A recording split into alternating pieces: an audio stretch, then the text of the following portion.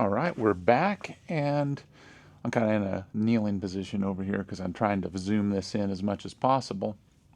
We're over here. We're starting the process for cleaning up this engine and getting ready to start disassembly. But before I start the disassembly, I like to clean up the engine a little bit. This engine is out of a 2012 DRZ400S, and for the most part, it's been used on the farm, getting the farmer back and forth to his irrigation fields and to his tractors, this place and that place. And it hasn't been done a lot of off-road, so it's not beat up. One thing I want to take note of is that the clutch cover and the stator cover have not been protected with anything, so it's not been ridden too hard. But we have a little bit of dirt and a little bit of grime here and there. It's not that big of a deal, but before we go and tear it down, I want to make sure and minimize the potential for contaminants. So that's what I'm going to do here. And the other thing I want to note here on this engine is it was burning just a little bit of oil. I was following my friend riding it when it still had this engine in that bike before I put the stroker in. And I could just slightly detect a little bit of aroma of smoke. And I did do a slight amount of topping with oil before that ride. However, I followed all the procedures, etc., etc. So one thing we're going to look at is when we do tear this down, we're going to make observations of hopefully having no wear on the journals of the head, and also we're going to look at the cylinder and the piston wear and all that stuff. So hopefully we find something good. So real quick, what I'm going to do is I'm going to demonstrate how I'm going to clean it off using some WD-40, and I got a little bit of contact cleaner to dress things all up, but I'm going to get things good and soaked in this WD-40 solution. I'm going to scrub on it, and then I'm going to blow it off with the air compressor. I'm going to spare your ears for that, but I'm just going to show you a little bit of that right now, and then we'll jump to the next step, and that'll be taking the valve cover off. In addition to that, we'll start disassembling it from the cams. I'll get this set up at top dead center. For what it's worth, it's not going to matter that much because we're going to tear this engine completely down and put new bearings in it. And we're going to make this a wide ratio transmission. So before we tear all the bearings out of it, I'm going to do the milling or the clearancing on this will be the clutch half side of the cases, and there's going to be some clearance I have to make on the cases to make that large 5th gear wheel be able to fit on there. And I'm going to have to clearance 2 shift forks, and so I'll show you all of that. So I'm going to leave those bearings in place until I do that part of the process. So that's kind of exciting. So I'm going to get started on this. And yes, some sticklers may notice that I left this open. It's going to be cleaned off anyway, as long as this. This thing's going to get a whole bath. So I'm just going to show you this side. And yes, I got a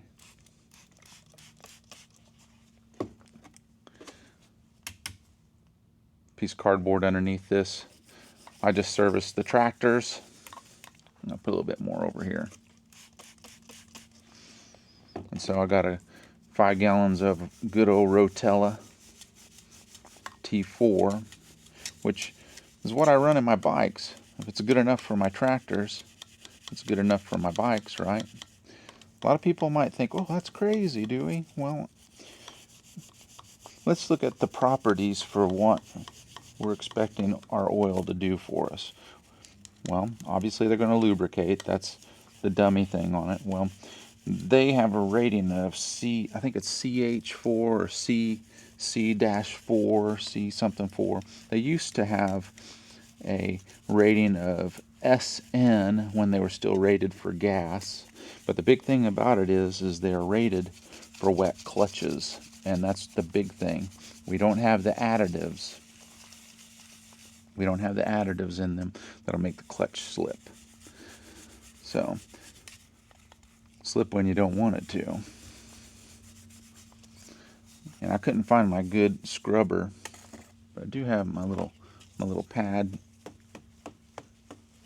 over here that I sometimes use on different things. So just a little light cleaning off some of these areas where there's some dirt and grime.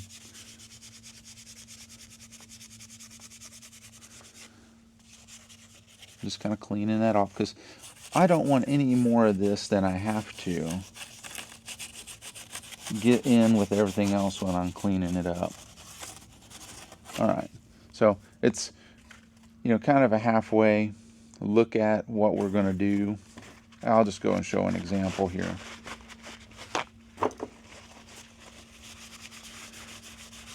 And I might do a second iteration of this, but yeah, there's going to be some residue on this, and like I said, I'm going to contact clean this also.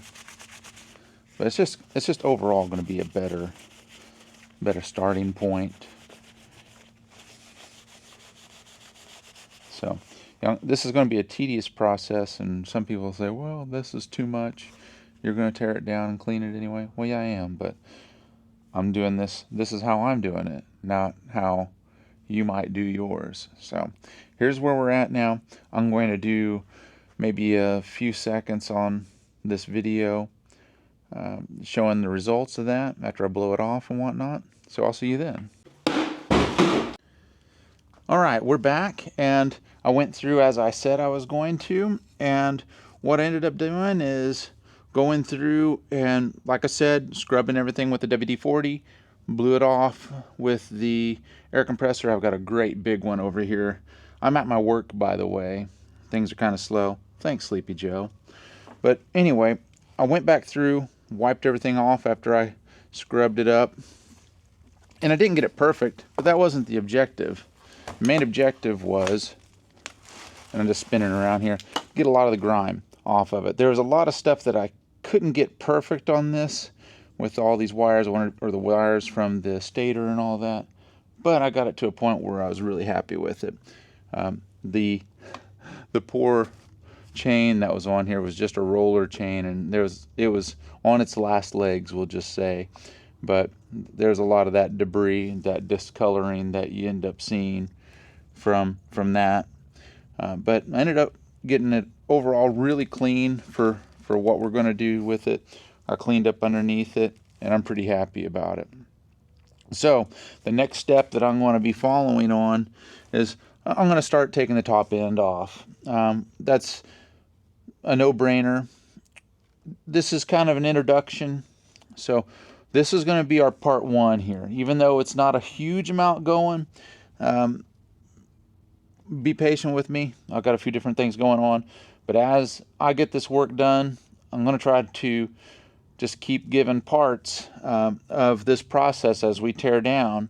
And then as we do different parts on it, like the transmission, we're going to be able to get to that, and it's going to be in a different part. And I'm going to try to keep it timely and move right along. So that this will conclude part one, getting things cleaned up.